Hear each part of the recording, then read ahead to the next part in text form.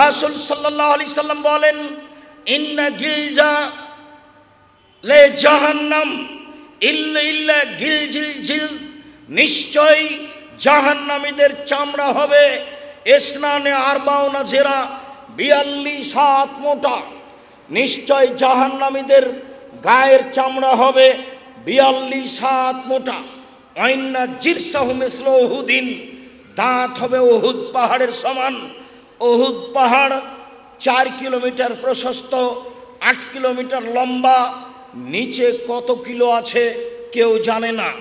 আইন্না বাইজাহু মিসলুল বাইজা, তার মানুষের উরুরান হবে বাইজা পাহাড়ের সমান লম্বা।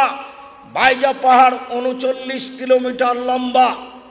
আইন্না জাহান্নাম আইন্না মাজলিসাহু মিন জাহান্নাম মা বাইনা মক্কা ওয়াল মদিনা, একজন জাহান্নামীর বসার জায়গা হবে 450 কিলোমিটার। মক্কা থেকে মদিনা যত পথ, একজন জাহান্নামীর বসার জায়গা হবে তত পথ। যদি একজন জাহান্নামীর চামড়া হয় 42 হাত মোটা, যদি একজন জাহান্নামীর দাঁত হয় উহুদ পাহাড়ের সমান, যদি একজন জাহান্নামীর উরুরান হয় 39 কিলোমিটার লম্বা, যদি একজন জাহান্নামীর বসার জায়গা হয় 450 কিলোমিটার। বাইনা মানকে বাইর কাফের ফিন্নারে সালাসাতাইয়ামিন রাকিবিল মুসরে, একজন দ্রুতগামী ঘোড়া যদি একজন জাহান্নামীর ডান কাঁধে দৌড়াতে লাগে, বাম কাঁধ পৌঁছিতে সময় লাগবে 3 দিন 3 রাত। একজন জাহান্নামীর কাঁধ যদি এত লম্বা হয়, প্রতি হাজারে যদি 999 জন লোক জাহান্নামে যায়, তাহলে জাহান্নাম কত বড়। প্রতি হাজারে যদি 999 জন লোক জাহান্নামে যায়, তাহলে জাহান্নাম কত বড়। সম্মানিত দিনী ভাই বোন, আপনাকে আমি কি দিয়ে বুঝাই জাহান্নাম কি জিনিস, জাহান্নামকে আল্লাহ কিভাবে সৃষ্টি করেছেন। এবার চলেন যাই, জাহান্নামকে বিচারের মাঠে টেনে হেঁচড়ে নিয়ে যাওয়া হবে। মহান আল্লাহ বলেন, উজিয়া ইয়াউমা ইদিম বে জাহান্নাম, যেদিন জাহান্নামকে টেনে হেঁচড়ে বিচারের মাঠে নিয়ে যাওয়া হবে। জাহান্নামও প্রস্তুত, জান্নাতও প্রস্তুত। জাহান্নামও প্রস্তুত, জান্নাতও প্রস্তুত। জাহান্নাম কোথায় আছে? সপ্তম জমিনের নিচে। জান্নাত কোথায় আছে? সপ্তম আকাশের উপরে। জাহান্নাম জান্নাত কোথায় আছে আল্লাহই ভালো জানেন। আল্লাহর নবী একদা রাতে সালাত আদায় করছিলেন, একদা তিনি চন্দ্র সূর্য গ্রহণের সালাত আদায় করছিলেন। সাহাবীগণ বললেন, রাআইনাহু, আমরা তাকে দেখলাম। তিনি একটা কিছু নিলেন হাত দিয়ে, তারপরে দেখলাম তিনি পিছে হটে গেলেন। সালাত শেষ হয়ে গেল। আমরা বললাম, আল্লাহর নবী কি ব্যাপার? সালাতের মধ্যে আপনাকে কিছু নিতে দেখলাম, আবার দেখলাম আপনি পিছনে হটে গেলেন, বিষয়টা বুঝতে পারলাম না। তখন তিনি বলছেন, শোনো, ইন্নী রাআইতু আল জান্নাহ, আমি জান্নাত দেখেছিলাম। আমি মনে করলাম জান্নাত থেকে এক টুকরা ফল নিয়ে নি, এক গোছা ফল নিয়ে নি। লাউলা খাস্তহু, যদি আমি এক টুকরা এক গোছা ফল নিয়ে নিতাম, লাকালতুম মা বাকিয়াতি দুনিয়া, তাহলে কিয়ামত পর্যন্ত পৃথিবীর সব পুরুষ নারী, হিন্দু মুসলমান বৌদ্ধ খ্রিস্টান সবাই খেত। এক গোছা ফল নিয়ে নিলে কিয়ামত পর্যন্ত খেত সবাই। তারপরে আমি সরে গেলাম, আমি দেখলাম জাহান্নাম এত ভয়াবহ অবস্থায়, ভয়ঙ্কর অবস্থায় জাহান্নাম কোনোদিন দেখিনি। দেখে আমি পিছনে হটে গেলাম। দেখি শুধু নারী, দেখি শুধু নারী। বললাম, আবে মায়া রাসূলুল্লাহ, কেন সবাই জাহান্নামে যাবে? ওরা আয়াকফুরনা বিল্লাহ, ওরা কি আল্লাহকে মানে না, সেই জন্য জাহান্নামে যাবে? কালা, না না না না না, ওরা আল্লাহকে মানে না এজন্য নয়। তুকসিরুল্লাহ না, ওরা আসলে অভিশাপ করে, ওরা আসলে বদনাম করে, ওরা অপ্রয়োজনীয় কথা বলে, ওরা এরর কথা বলে। এই জন্য তারা বেশি বেশি জাহান্নামে যাবে।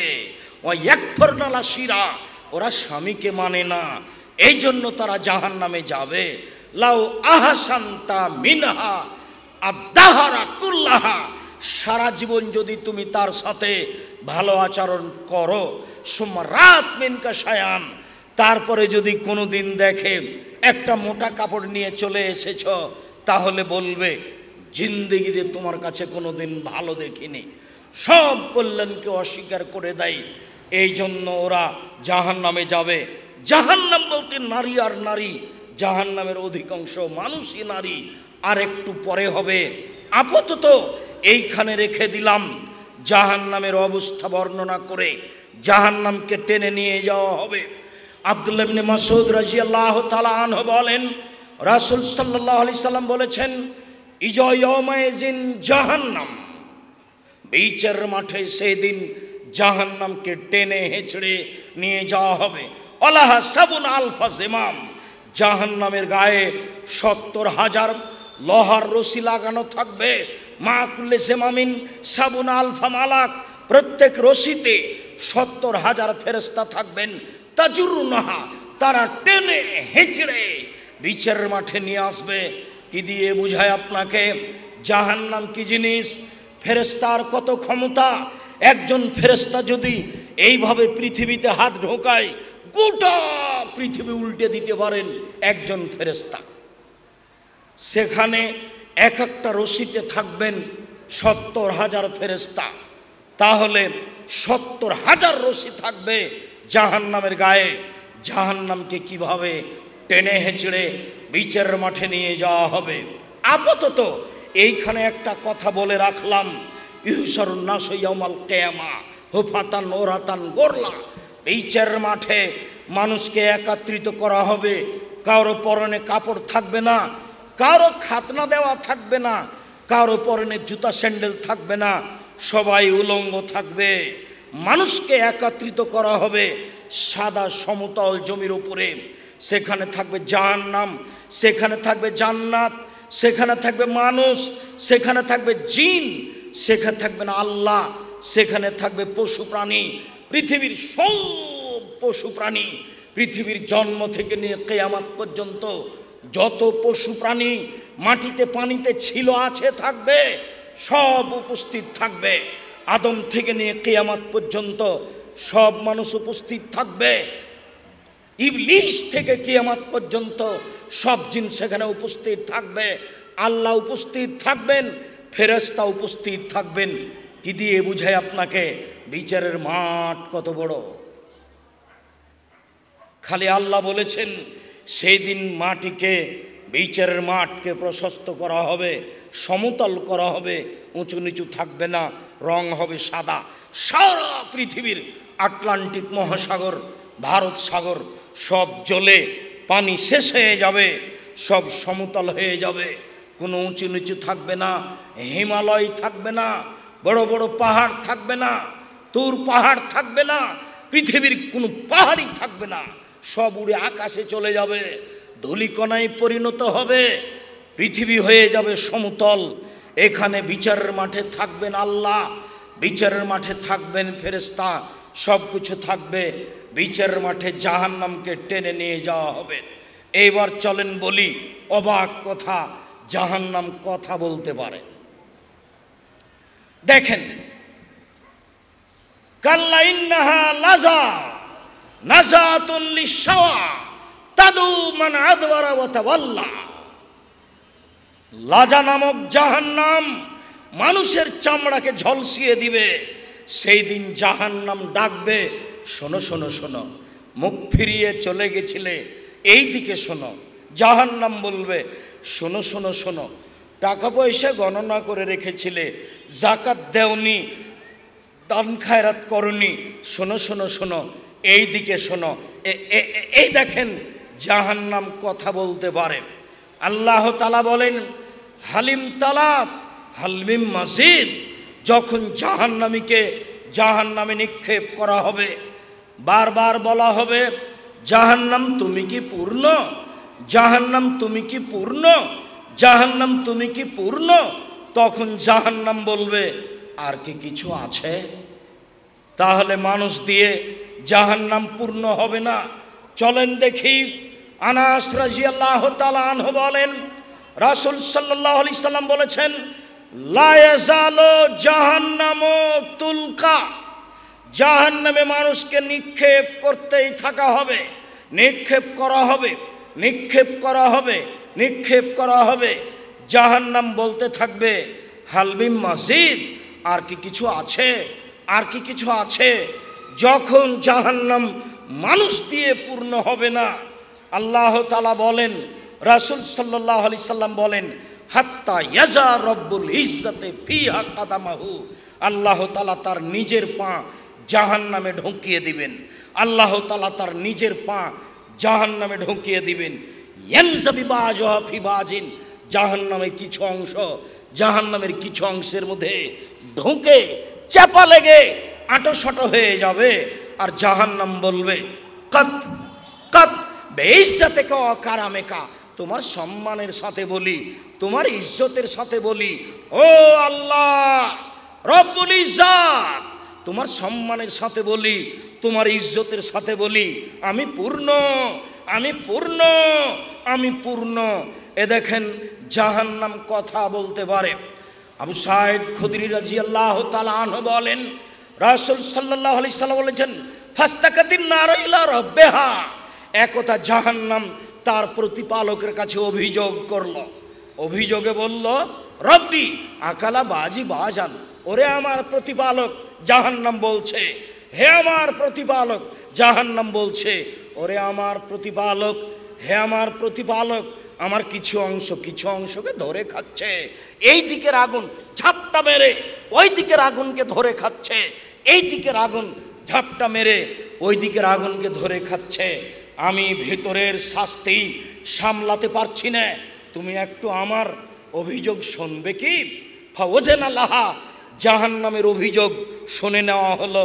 বেনাফসাইন, দুইটি শ্বাস দিয়ে, জাহান্নাম তোমাকে দুইটি শ্বাসের অনুমতি দেওয়া হলো। ফিসশিতায় ও সাইফে, তুমি একবার ঠান্ডা এলাকা থেকে শ্বাস ছাড়ো, তাহলে পৃথিবী 6 মাস ঠান্ডা থাকবে। জাহান্নাম, তুমি একবার গরম এলাকা থেকে শ্বাস ছাড়ো, তাহলে পৃথিবী 6 মাস গরম থাকবে।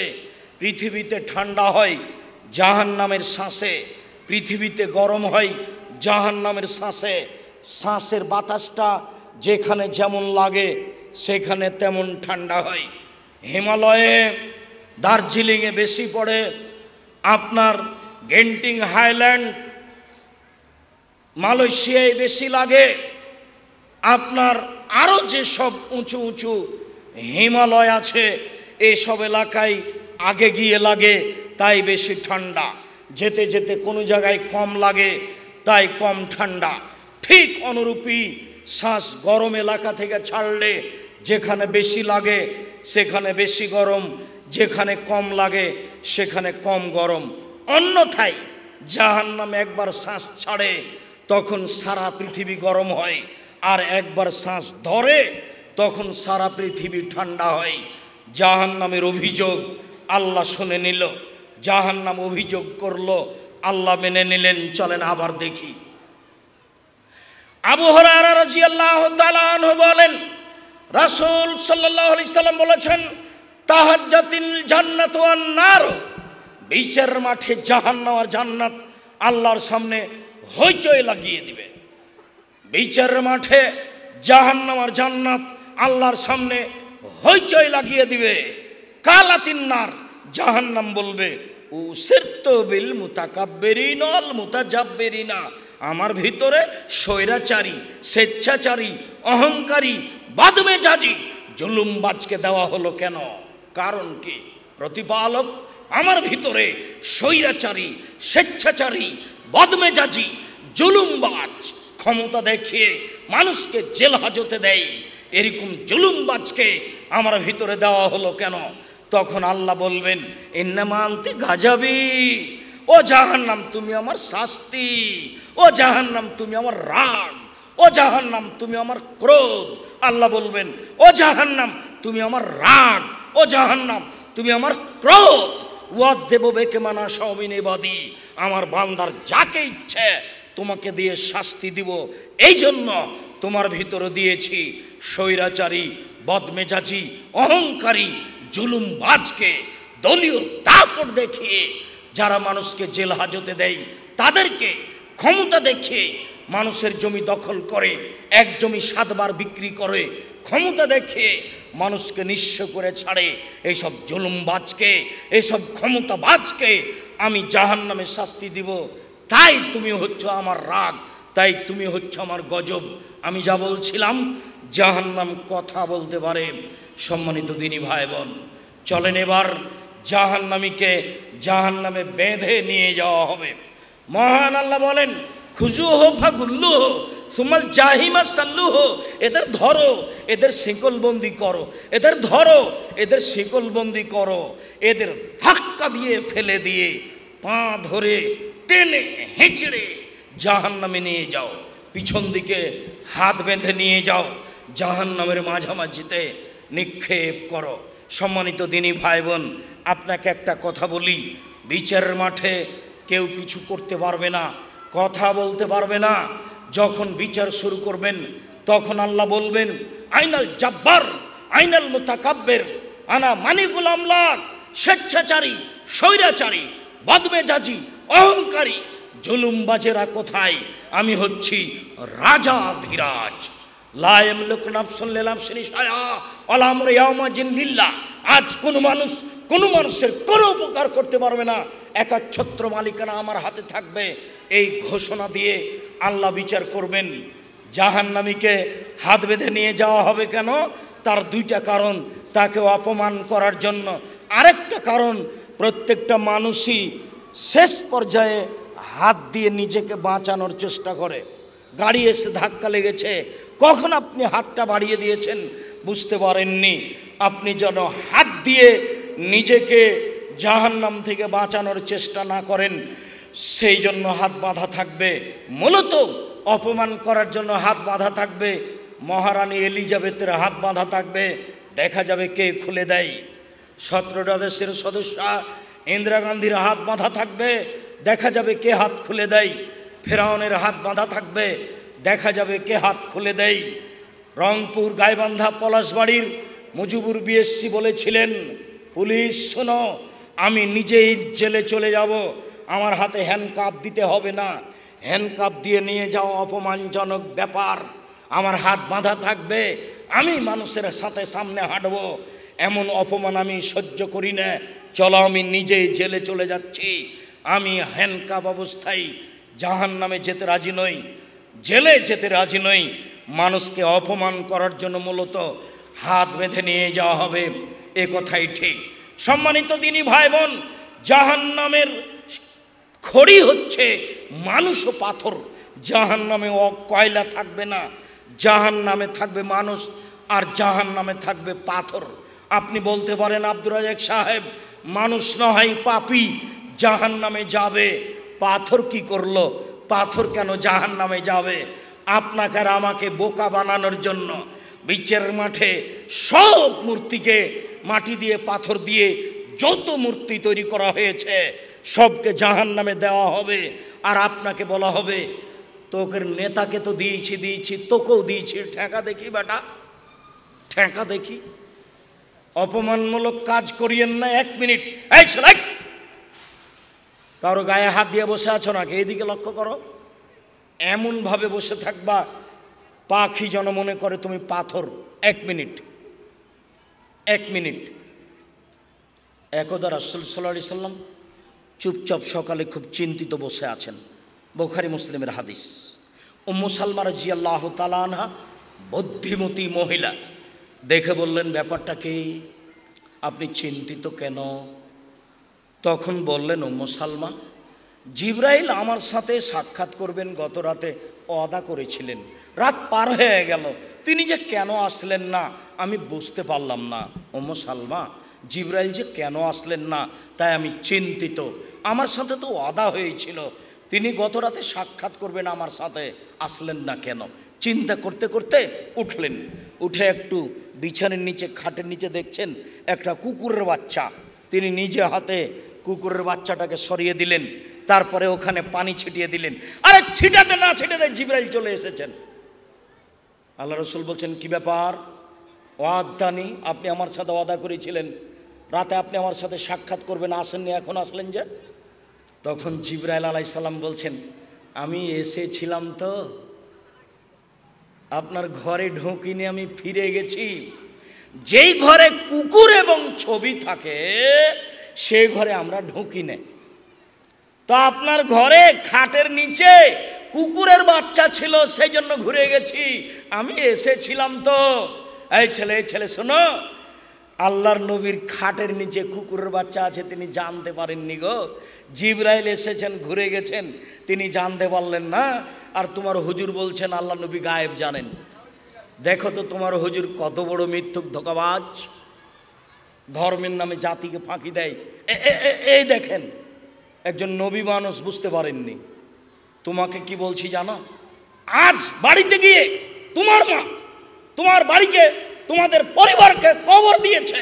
ও একজন হস্তিনী মহিলা, ও প্লেটের নামে চিংড়ি মাছওয়ালা প্লেট কিনে নিয়ে এসেছে। দেখিও, তোমার মা একটা আয়না কিনেছে, সেটা রুই মাছ। আজকে বাড়িতে ঢুকে যত রুই মাছের আয়না আছে, যত চিংড়ি মাছের প্লেট আছে, যত কাঁকড়া পুতুল আছে, সবকে ভেঙে ঘুমাবা।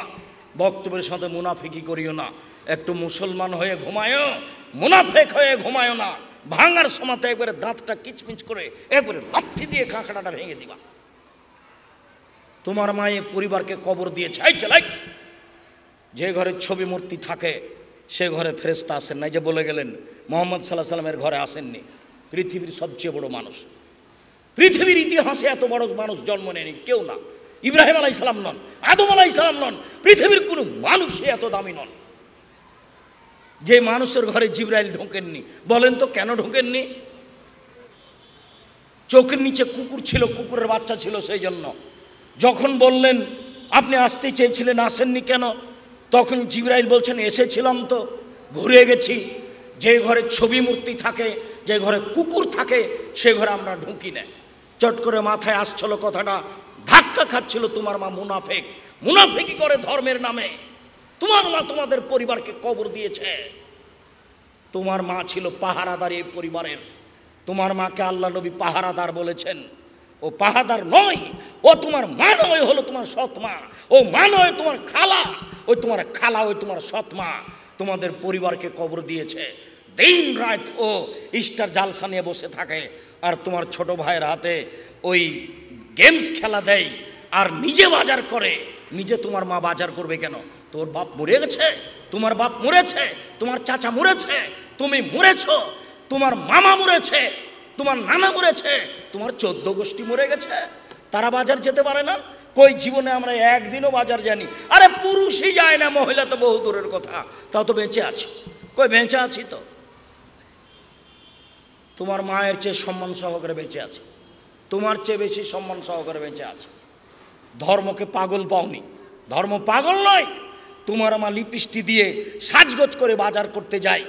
তোমার মাকে আল্লাহ রসুল বলছেন, এ হচ্ছে ব্যভিচারিণী, এ হচ্ছে ব্যভিচারিণী, এ হচ্ছে ব্যভিচারিণী।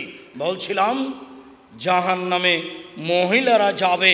এইখানে একটা হাদিস শুধু বলে রাখি, রাসূল সাল্লাল্লাহু আলাইহি ওয়াসাল্লাম বলছেন, আমি দেখলাম